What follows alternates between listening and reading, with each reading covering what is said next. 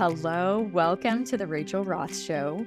I say this every single time, and it's not a lie. I cannot believe the caliber of human beings that I get to come into contact with and learn from, truly. And so today I am so excited to introduce you to Traci Schubert Barrett. And let me just tell you a little bit about her, and then we're letting her take off and we're going to ask her all the questions. So Traci is a sought-after international speaker, best-selling author of What If There's More? Finding Significance Beyond Success. This resonates so deeply with me. And she's the founder of Navigate the Journey, a leading business consulting and leadership development firm. Here's what's going to really catch your attention because of the credibility that this offers her. She's one of the founders of HGTV. Yes, like the HGTV. So she enjoyed the ride of taking this fledgling idea and turning it into a billion-dollar media empire. But after 20 years, she began to wonder, what if there's more? What if there's more to our lives than just success? And so she took a leap of faith. She quit her executive job, starting HGTV, quit her job, and went on a soul-searching journey, leading her to create the strategic life map process. So she has a master's in psychology. She has over 30 years of business experience, which you would never know because she doesn't look like she could be working 30 years in anything. And she specializes in coaching C-suite executives and business leaders, helping them break free from living on autopilot and discovering purpose and clarity for the future chapters of their lives. I cannot tell you how excited it makes me to talk to you, Traci, because this topic hits just so close to home for me. And so thank you so much for being here and being willing to come and share your knowledge and wisdom. Thank you for having me. I'm so excited too. I've been dying to sit down with you and chat. So this is great. Oh, I'm so excited. So, as I was diving in deeper to all of your stuff. So Traci has a podcast, and she and her podcast partner talk about, you can dive through and there's so many amazing topics. And so I'm going to link that in the show notes to make sure that it's really, really easy. It's called Overly Human. So check that out, because if you're in the business world, this will hit so close to home. But, as I was diving deeper, it's like, I think one of the things that caught my attention the most is you walking away from what you had built. And I think that the courage and what it would take for me in your shoes, if I'm putting myself in your shoes, what it would require for me to walk away from what most people probably think is, oh my gosh, I've succeeded at the highest level. I have fulfilled all my dreams. What HGTV has become and turned into, and what you created it to be. How did you find the courage, and how did you come to that resolution in your mind where you said, I can't do this anymore? What happened? Yeah, it didn't happen overnight. I'll start by saying that, because I think, hopefully that resonates with people. It takes time to build courage, and it takes time to process through making such a huge decision, especially when I always say it wasn't like there was a push. I wasn't being pushed out. It wasn't like there were layoffs, or, I had a bad boss, or the company was just awful place to work. None of that was true. I was really enjoying great success. It was we were at the height of HGTV and popularity, which took years to get to. I had a fabulous bosses. I loved them all. Great staff that worked for me and with me. And so there was nothing pushing me out. There was a pull. I just kept feeling this pull, and that's why I called my book, What If There's More? Because that was the question that kept popping up in my head is, what if there's more? What if there's more to me? What if there's more to the future chapters of my life? If there is more, what does that more look like? And I had hit that kind of midlife crossroads, and a lot of times I find that when people kind of cross the age of 40 or 50, they start to think, okay, I have checked off all the boxes. I've done all the things I was supposed to do. I'm sort of living on autopilot, which is what I was doing. I had been in, television, for over 20 years. I'd been at HGTV for 2 decades. And I was feeling like I had done all the things and I was just going through the motions and nobody was getting the best of me. I was on a plane all the time as an executive, flying to New York or flying to clients or whatever, even glamorous things like going to the HGTV Dream Home giveaway or hanging out with talent at events at the upfront, all those things on the surface, very glamorous and wonderful and super fun. But when you've done it for almost 20 years, you're like, can I really go to another Dream Home giveaway? You start to think like, I wish I was just at home, like making macaroni and cheese for my kids, And I just started to think like, has my identity gotten way too wrapped up in this?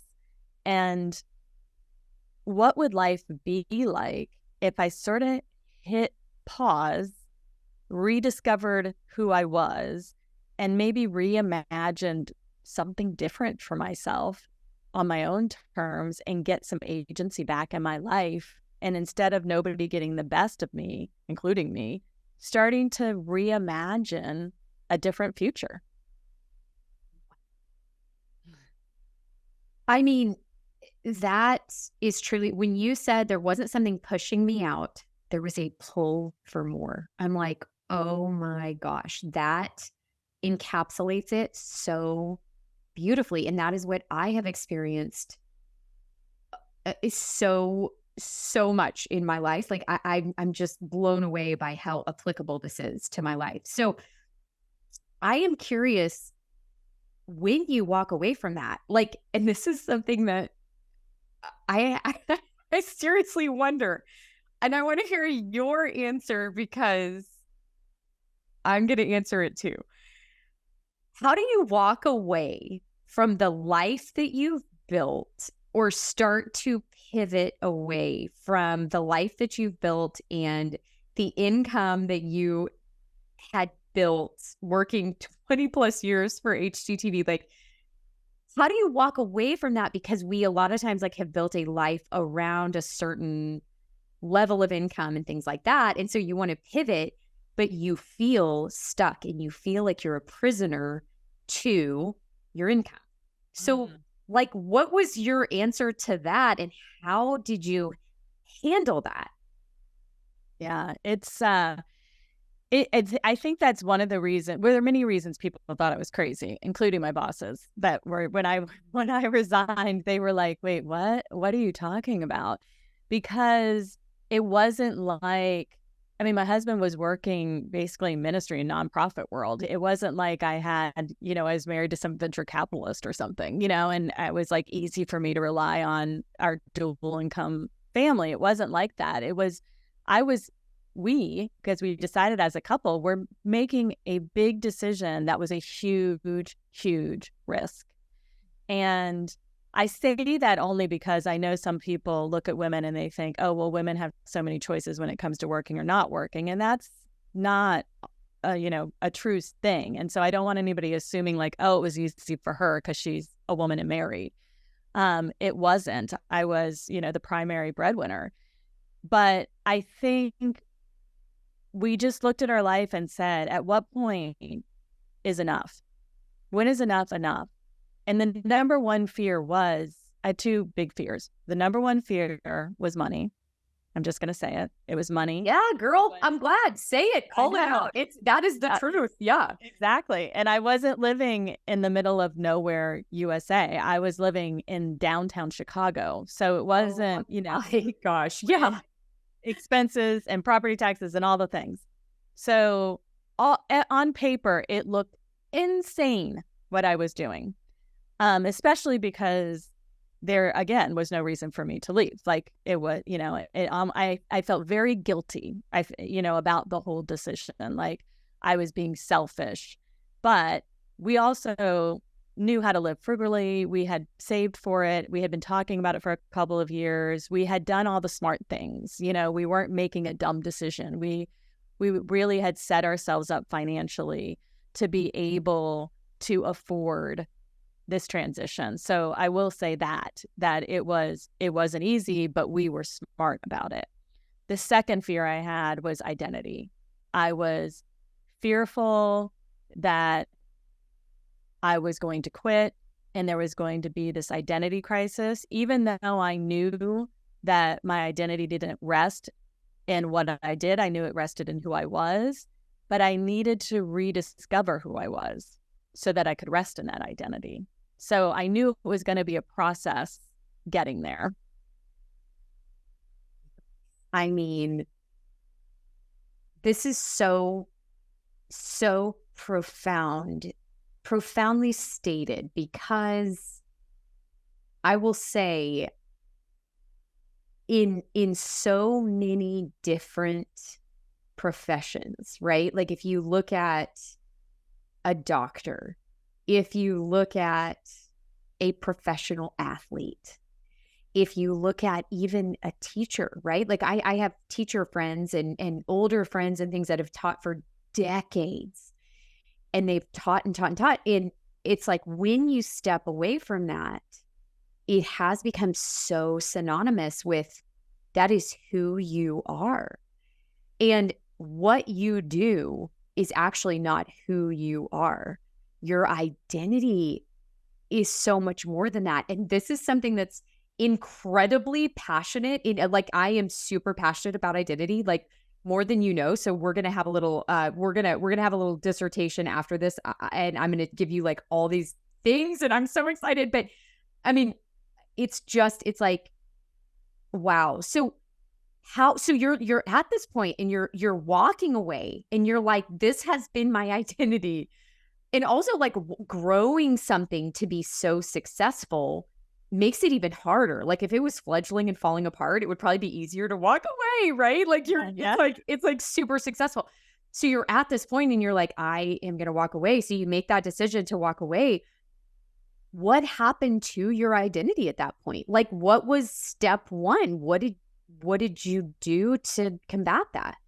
Yeah. So I write about this in the book too, because I feel like it was such a crazy moment in my life they threw me this fabulous going away party and people got up and gave these speeches, like to the point where I was like, I don't even know who they're talking about. You just it was like an out of body experience and just overcome with emotion. And of course I'm thinking halfway through this, like, have I made the right decision? I've screwed up. I take it back. Yeah. Yes. Yes. I've just experienced yeah, exactly.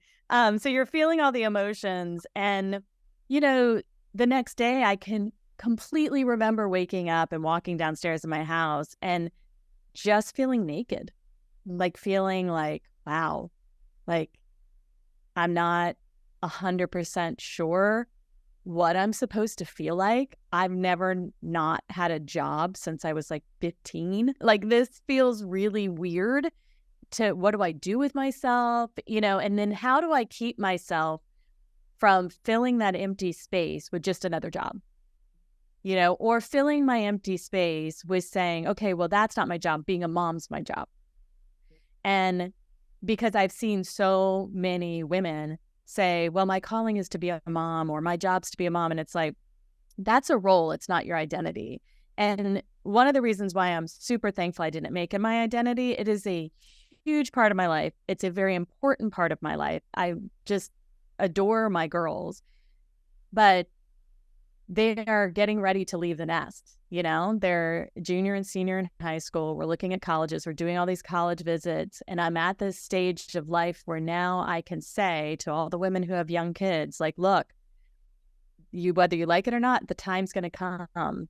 And you really need to prepare your identity to be able to handle this time. Because when your job is to launch them out of the nest and launch them well, but if your identity rests in them and your whole world revolves around them, you will crumble. And the same thing happened when I left HGTV. If this is what I'm known for and all that I put everything in, I'm going to crumble. And I had people call me when they heard that I was leaving, like women in the workforce, and people calling me, telling me I'm crazy and that you're going to have a identity crisis and all these things. And all in goodness. Like they wanted to, like, you know, feel, they were like, are you sure you know what you're doing? Right. So it was out of a place of concern and care. But, you know, doing the work, which is the process I went through and the process I write about in the book, of asking these big questions around why we exist. You know, what are my unique gifts and talents? What are my passions? What are my values? What is my purpose here? And can I craft that purpose and then apply it to all areas of my life so that I can rest in my unique ability and rest in that and apply it to whatever job comes my way or doesn't come my way or whatever role I take on. And so once I did that work and I realized, you know what, I can use these, walking away from HGTV didn't take away my gifts and talents. I still had those. Yes. And so I needed to decide how I was going to use them and then leave myself open to see organically what was going to come my way. And then wrap those opportunities around the life I wanted, meaning how much I wanted to work, when I wanted to work, where I wanted to work, you know, how much time do I want to, you know, be involved at my kids' school? How much time do I want to, you know, craft to do whatever, you know, volunteer work or lean into my community? And so I was able to basically redesign my life for, you know, the second half of my life, you know, for the chapters that awaited. And it, you know, is it as good or the same or better than the first half of my life? It's completely different, you know, and there are elements of it that are completely the same because I'm still who I am. But I will say the life that I have now is perfect for the phase of life that I'm in. And so there's something about marrying the design of your life with the stage of life you're in. And I think that gives people freedom to say, I can have a couple reinventions along the way. And that's normal. My parents did not have that mindset or that freedom. You know, their generation was, you work in the same job, you retire when you're 62, you get your watch, you go off into the golf course. Like that was the trajectory. We live in a time now where we can decide, you know, can I have different careers? Can I change, you know, and I don't encourage anybody to job hop. I feel like you need to stay in a certain place for a certain amount of time in order to grow and get feedback and to really learn. But if you look at your life in decades or phases, then you can decide and design what's going to work best for you. And that might not look the same as your neighbor, your best friend, but that doesn't matter. It's what is going to work for you. Wow. So it's really difficult. Like, I'm going to be really honest. It's really hard for me to think about this point forward being, I think it's because I'm young at heart and I'm just going to say the words. It's hard for me to think about the next phase of my life being the second half of my life because I don't want to face that reality. Yeah. But I think that part of being self-aware and discovering your identity and living in your identity and making the most of it is embracing that fact and embracing that, because I think I still feel like I'm in my 20s. I know I'm not, right? Like I know I'm not, but I still feel like it. And I feel like I'm just going to be living forever and ever, never, but that's not reality. And so it really brings things into perspective for me because I think that I need to make sure that I'm addressing each day and each opportunity. I don't have to dwell in it, but I need to be aware of that. I really need to be aware of that. It's really powerful. It's hard because I feel like, you know, I talk in my book and a lot on stage about longevity and having a longevity mindset, because it can feel like if you think of life in halves or like, you know, midlife crossroads, that there's something morbid about it. Like you're thinking, oh, okay, I'm realizing that there's an end point here. Right. Even though like, and it's funny because it's particularly unique to Americans to be like avoiding the thought. Like if we don't talk about it, it's not going to happen. You know, like we're going to Of course, Traci, of course it would be like common for Americans. I'm like, God, there's so many things. Yes. Oh, I know. And the only reason I can say that with confidence is I'm not married to an American. I mean, gotten his citizenship, but he's born and raised in Ireland, went to college in Ireland, all the things. He immigrated in his 20s here. And so his entire family is in Ireland, and we go back and visit every year, and we're very close. And so I have become, you know, ingrained in the Irish culture, and I learned through trial by fire, you know, how different they are from us, you know, and one of the most striking differences is their attitude towards death. They're very just sort of like matter of fact about it. Like, of course, you're going to really like even, you know, and you know, the whole thing about an Irish wake and the whole, like, it's a huge celebration. And it's just to them, it's life. Like, it's very, why don't you just accept it's life? And it's like, wow, okay. Because in America, like, we do everything to fight death. And so when you know, whether it's on outward appearance or inward mentality, right? I love saying I have a longevity mindset, not because I think I'm going to cheat death or I want to live forever. I don't fear death, and I don't want to live forever. But what I do want to do is live a as long as I possibly can, healthy, engaged, involved life. And preach it, I girl. feel like, no, you look around now and you see people doing that. You know, you look and you see people living and working, you know, into their 80s. You know, you can watch the Blue Zones documentary, all these things, and you realize people today are looking at life differently. And if I could work for another 30 years, which I know I can, I look at Jane Fonda, who's 85, and she just got done doing another television show. You know, you're just like, okay, well, I could work for another 30 years. That's as long as I've worked. That's a whole second career. So I just sort of rest and think like, wow, it's like I'm hitting reset. Like I'm 21 again and graduating from college today.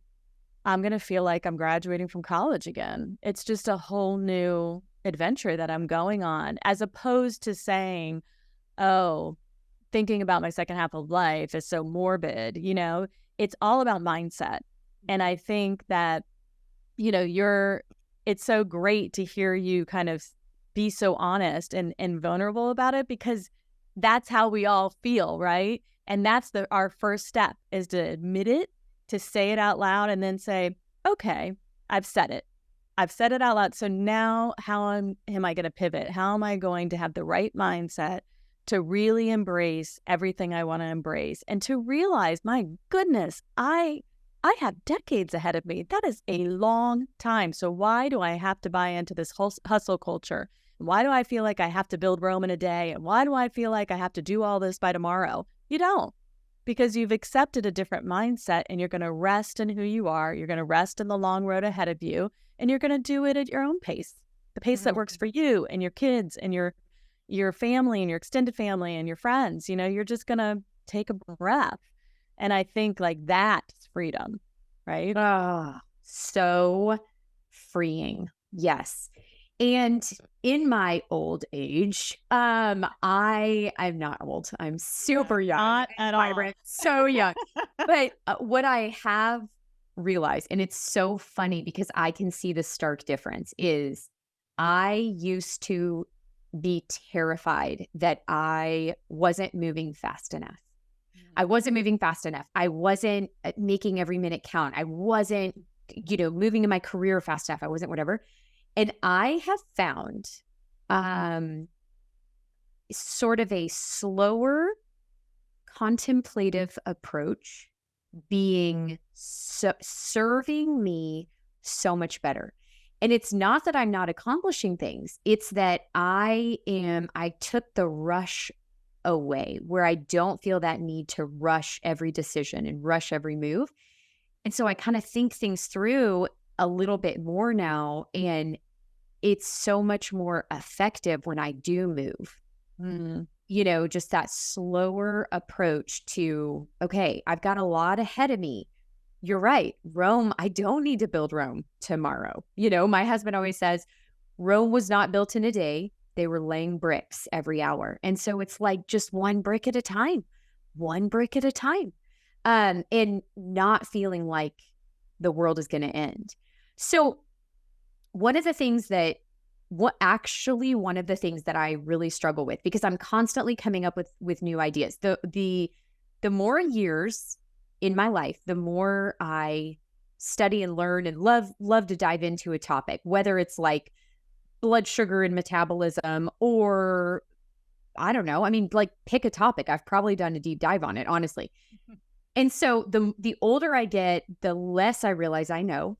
I feel like I know less now because it's opened my eyes to how much is out there, and I think about the things that I want to accomplish in my life. And sometimes I get the feeling that it might be a little bit too late for me to start over. It might be a little bit I might be getting too old to reinvent myself. And listen, I'll say that to myself, but I will preach to everybody around me how young and fabulous they are and how they can start anything and they can achieve their dreams. And, it's like, I'm really good at telling other people, but like, talk to me about, I know I'm not alone in that.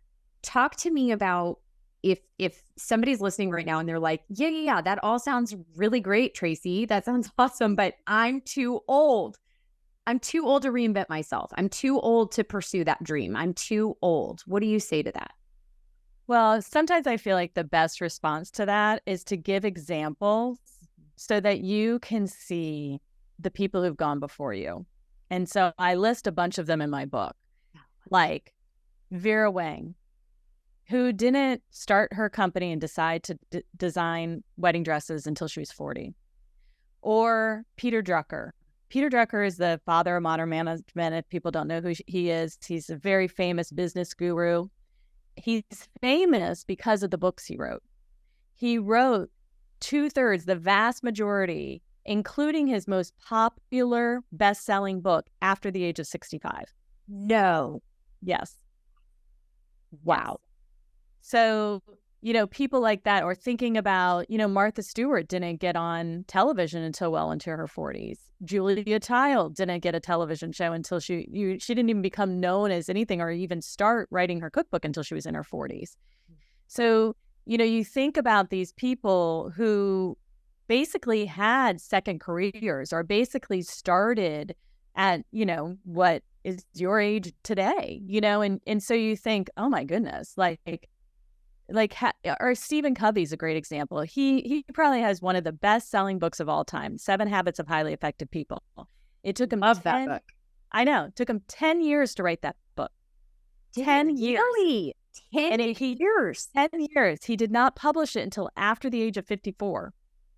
So you sit here and you think, okay, what if he had given up in the middle of that? What if he had said, I'm too old for this? Or what if, but no. And it was during a time where, this was a long time ago that book came out. To be able to rest in what you want to do. And clearly you have the gift of being a learner, and that is a strength for you. And it's also showing wisdom that you are saying, look, I know I don't know it all and I never will. That's a sign of wisdom.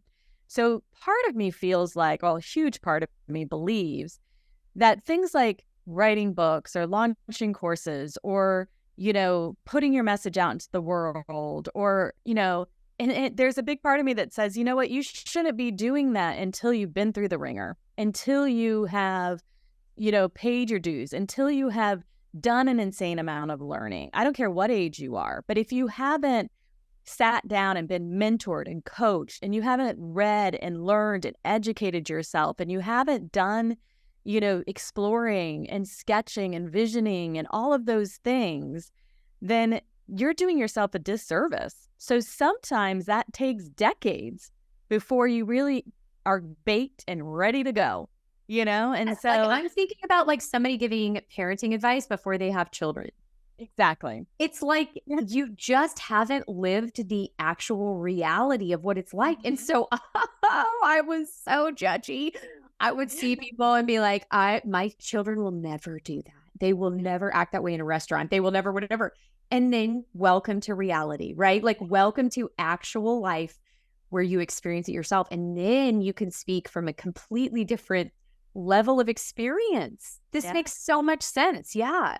Yeah. So like starting when you're doubting, just remember, no, I had to do all of this to get to where I am today. I couldn't have done it before. So you're not too old. You're just right. I mean, like that puts it in such a different perspective for me. This is really so enlightening. So talk to me about you developed the strategic life map process, right? Can you tell me about that? I mean, tell me what is that and how does that serve people? Yes. So it is a process. We, at Navigate the Journey, we do strategic planning. We always have. And basically what strategic life map it is taking those tried and true strategic planning tools that we use in the business world. We took those tools and I have my master's in psychology. So I took a lot of the research and the exercises and things that I learned during my master's degree and merged the two and developed a very thorough process where people can understand how they got to where they are today, reshape their self-limiting beliefs. So I do a lot of psychology work and like retraining the brain, reframing limiting beliefs, reestablishing fresh mindsets, like things like longevity, contentment, wisdom mindsets, and then pushing forward into really defining who you are. What are your unique talents? What are your passions? What's your purpose statement? What are your core values? And then working to vision cast. What do you want for the future chapters of your life? What is a picture of a bigger and improved version of yourself? Because we all want to become the best version of ourselves. We've been hearing that forever, thanks Oprah. But like, how do we get there, right? It's too elusive. And I wanted to put it in these steps that make it easy for people. And then we end with action plans. So you walk away at the end of the process with the next 12 months mapped out and action steps to get behind it. And it's a beautiful, transformative process. I do it, one-on-one with people in person. I do it virtually through, private coaching and coursework, or I do it with group cohorts and masterminds where we come together through group coaching. So there's many different options and ways you can experience strategic life map process, whatever suits your lifestyle or your time frame or any of that. But I will guarantee you it will bring you the clarity, the focus, the intentional life you want to live comes out of this process. And I'm super proud of it. I love doing it. It's my sweet spot. It's like, it is the perfect thing for me to be doing. And I think we're all looking for meaning and purpose in our jobs. And that's really my focus is, I want you to not look at work as a means to an end, but look at work as an opportunity, no matter what you do, to have a positive impact on the world around you. And so I just help people get there. And that's the process. And I love doing it. I just think everybody can benefit from it, no matter what stage you are. But if you're in the stages that we are right now, then it's gold. So, and one of the things that I have a question about this, you coach a lot of high level C-suite executives. And so what you're teaching is not like, I don't want anybody to listen to this and be like, yeah, but I don't want to be an entrepreneur like Rachel and Traci. Like, I don't want to start my own business. I'm happy working for this company. I just, so is this for everybody? Like anybody who has any type of job, any walk of life? Like, would you say this is applicable to everybody? Yes. I feel like And I don't just say that because it's like, yeah, it's for everybody. It's really, this, we're talking about your life and really wanting to make the most of your life. And so people that have gone through the course, of course, it's people that are aware of our company, are aware of me, are people that I've coached. But even those people who come through, they're not necessarily looking to leave their job. Some of them want to just fall in love with what they're doing. They want to look at what they're doing in a different way. And there's part of me that thinks and wonders, if I had gone through this process while I was at HGTV, I wonder if I would have stayed. I wonder if I would have seen my purpose differently there. I wonder if I would have had the courage to say, you know what, I'm not going to do this, this, and this because it's infringing upon my life and I want to be more present for my family. I wonder if I would have had the courage to redesign where I was, or maybe I would have left sooner had I gone through the process. I don't know. But I feel like no matter if you're a business owner, an entrepreneur, a leader, working in corporate America, I have had teachers go through this. I have had stay-at-home moms who have gone through because their kids are now leaving the nest and they want to know what to do. I've had people who have gone through and left corporate America to finally follow their dream of like opening up a clothing store or become a caterer, because they don't want to work full time. They just want to have create their side gig and then want to like just travel, with their family. So all different types of people, but everybody leaves the program with clarity about staying, going, switching, moving, whatever it is. They're finally getting the courage to take that same step that I took, and I think that's my gift is like, I wrote the book I wish I had at those crossroads, and I developed a program I wish I had at those crossroads so that I could have weighed up all the options really well, understood myself really well, and then made an informed decision. Because in the end, we want to live our best life. We want to, like we were just saying, we know there's an end point. We know that we have the ability to leave a legacy behind. What's it going to be? Wow.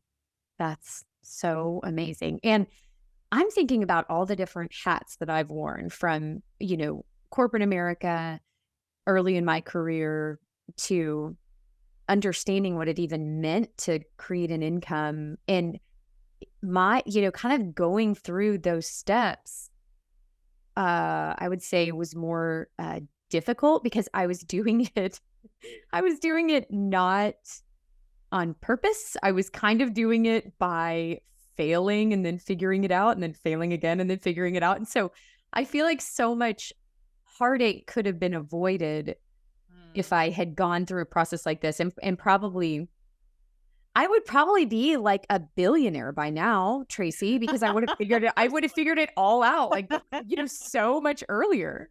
No, I'm totally kidding. But it really is so, so powerful. And I don't even have it all figured out yet. Like I'm sitting here thinking, okay, well, as soon as we wrap this up, I'm going to be scheduling a call because I need to go through this myself. So what is the biggest advice that you would give to somebody who's like, I want to make a change. I want to make a change. I don't know what the change is. I don't know if I have the courage to make a change. I just know that I can't keep living the way I'm living right now. That's where I was. I was desperate to make a change in my life because I could not continue living the way I was living. And I just remember the heartache and the desperation that I felt to make a change in my life and not knowing what that change even needed to be. So what would you say to the person that's listening right now that says, I just want something to change? Well, I would say my easy answer is just buy the book. Buy the book. Good. And it walks you through. Good. Yeah, just go on Amazon, buy it. I really feel like I wrote it for that person, for the person you just described. And it's not a big investment to buy it and read it and do a little DIY on some of these questions, because if you are wrestling with this, there is an answer. The answer lies within you. It's just pulling it out. And if you're feeling a push or you're feeling a pull, you can do the work to figure out what's next. You can. I just caution people to jump because they're uncomfortable and just like you're jumping off a cliff and you're not sure where you're going to land, but you know you're escaping the thing you want to escape. Even if you're escaping by staying where you are and just self-soothing through a glass of wine and 15 shows on Netflix. Like, I don't want people to feel like they have to jump or escape or do what I want them to know there is a process and a way for them to go deep within themselves if they have the courage first to do that. You know, it takes courage to go deep and look at yourself and look at your life and try to figure it out. But when you do it on the back end, you then have the courage to jump in the right direction, to really reset your mindset and examine everything and say, okay, I'm going to make a wise choice. I'm going to make the best choice I have with all this information I've gathered. And life's never going to be perfect. It's never going to be easy. But I know I can move myself down the right path if I just give myself the gift of taking the time to self-reflect and really rediscover who I am and what I want. And if I do that work, I don't have to keep reinventing the wheel for the rest of my life. And I think sometimes people feel so exhausted in their circumstances because, so like I'm thinking about this in the shoes of that person who says, I desperately want to make a change. I also feel exhausted where I'm at. And the thought of doing that self-discovery actually makes me more exhausted. And so because I have felt that. And what I want to say to those people is make it easy. Make it easy from the perspective of like, I had to like get a book, which I'm going to be downloading immediately, and get a book on audio and go for a walk and listen to a chapter while you walk. Like, that's how simple it could be. If you need to zone out with music, listen to a chapter and then listen to music or whatever. But it's like the process what you're going to find through the self-discovery process of like figuring out what you want to do and if you want more out of your life or whatever, is that it actually gets really fun. It gets really fun to start exploring and you get more energized. Taking that first step of saying like, what should I do next? And getting a book doesn't have to be exhausting. I think sometimes people don't take a step in that direction because they think it's going to be too overwhelming and too tiring. And it's not at all. It's actually really exhilarating, really fun, and really exciting to kind of pursue ideas, even if it's in your own mind, pursue ideas of what your life could even look like in the future, you know? And so it's so, so fun. So Traci, if people want to find you, if they want to listen to your podcast, if they want to read your book, if they want to get do you have like a discovery call for someone? If they want to, tell me how somebody could find you if they want to pursue this. Yes, thank you. The easiest thing is go to my website, which is tracyschubertbarrett.com.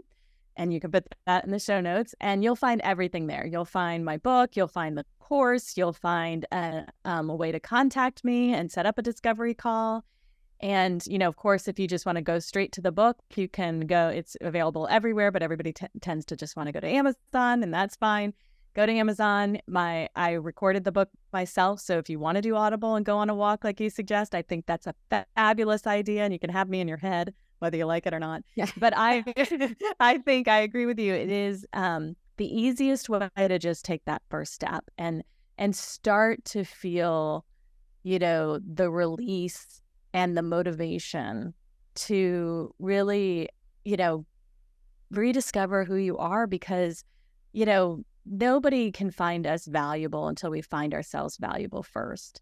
And I think, you know, there's nothing like really kind of falling in love with the unique design of who you are, and then living a life where every day, even if it's just in a small way, you have a positive impact on the people around you. So, you know, if you want just like short, inspiration every now and again. You can follow me on Instagram. I'm at Traci S. Barrett.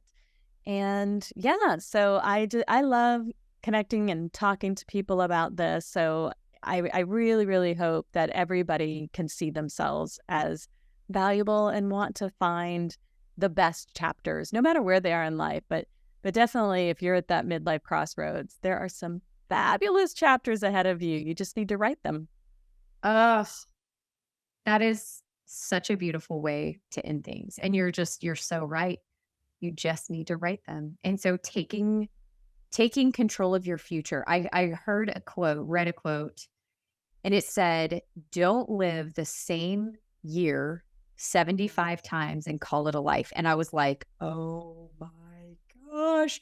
And my husband follows Jesse Itzler, Sarah Blakely's husband, right? Sarah Blakely started Spanx, and her husband, Jesse Itzler. And he said, every year, do something noteworthy. He kind of has all these different, like a few different things that he does every year.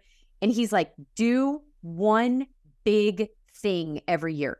What is that big thing? Is it like you're going to run a marathon? I know that's really big, so like don't get freaked out. But like, what if it's starting a podcast? What if it's like, what is it? And so I just am so inspired by both of those things. Don't live the same year for 75 years. Or if you're like 45 years old right now, don't continue living the same life over and over again and calling that a life, or living the same year and calling that a life, because there's so much more out there. And it's just so exciting once you start kind of digging in and scratching the surface. So I'm going to put every single one of those resources in the show notes so that you have access to that if you're listening right now and you want more. And trust yourself to figure it out. You're going to figure it out. Just start pursuing. And I am so, so excited for you. So Traci, thank you so much for being here. It was so amazing talking to you, and I learned so much. Oh, thank you so much for having me. It was really fun. I'll talk to you soon.